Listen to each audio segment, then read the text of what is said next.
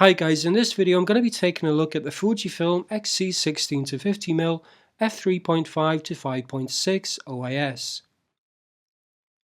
This was Fuji's entry-level kit lens for several years until eventually being replaced by the 15 to 45mm in 2018.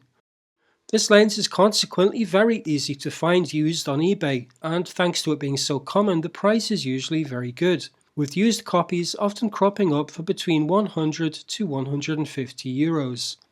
I was able to get this one locally for just an extra 50 euros when buying a used XE2. Despite the body being entirely plastic, it still feels very sturdy, and that plastic is what helps the lens to remain light.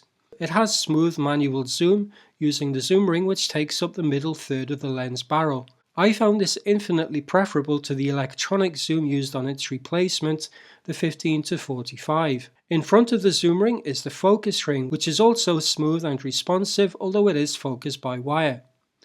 The lens mount, as with other lenses in the XC range, is plastic. This is the original version of the 16 to 50, but Fuji also produced a version 2 a couple of years later, which is optically identical but has some tweaks to the image stabilization and a closer minimum focus distance. I found this lens to be a great match for the XT30. It just feels perfectly balanced and it looks right at home there. It's almost as if they were made for each other, despite the 16 to 50 already having been discontinued before the XT30 was released. This shot was taken on the XT30 with the 16 to 50 at 50mm and f5.6, shooting into direct sunlight. As you can see, the lens handled the bright sun very well with no trace of ghosting, and it still maintained good contrast on the in-focus part of the image. Looking at a 100% crop of the center, I was surprised to see that chromatic aberration is almost completely absent. Normally, in a situation like this with a cheaper lens, you'd expect some blue or purple fringing around the edges in areas of high contrast.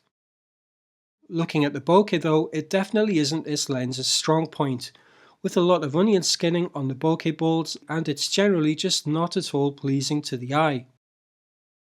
Continuous autofocus speed in video is impressively fast and relatively quiet.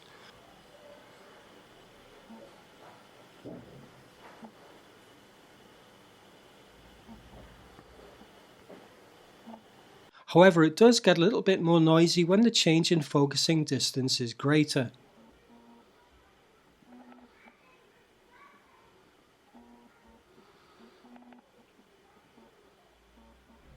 Thanks to the included optical image stabilization, the 16 to 50 is a very nice lens for video.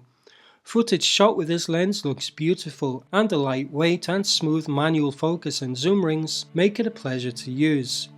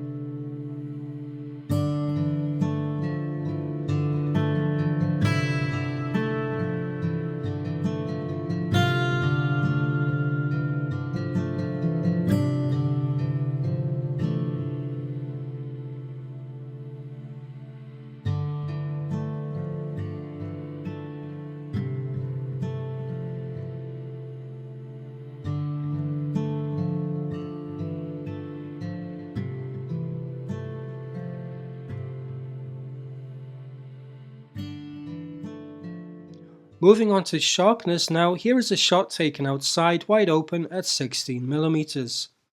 Looking at the center of the image at 200%, while not as sharp as some of Fuji's more expensive lenses, it's still more than acceptable.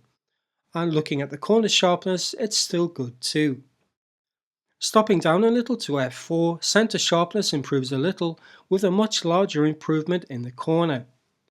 but it's at f5.6 that the lens reaches peak sharpness, and it stays there until around f10 when it begins to soften up due to diffraction. Here's a side-by-side comparison of the center of the image at f3.5, f4, f6.4 and f10. At the longer end of the zoom range, the center sharpness is better wide open than it was at 16mm, and the corners look better too. The lens is at its peak sharpness though by about f8 through f10.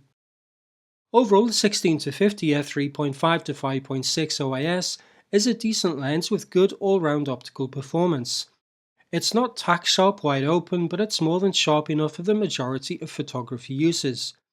It's not as good as the 18-55, but then again it's less than half the price. If you can pick up a used one for around $150 or €150, then for the price it's an absolute steal. That's it for this video, thanks for watching.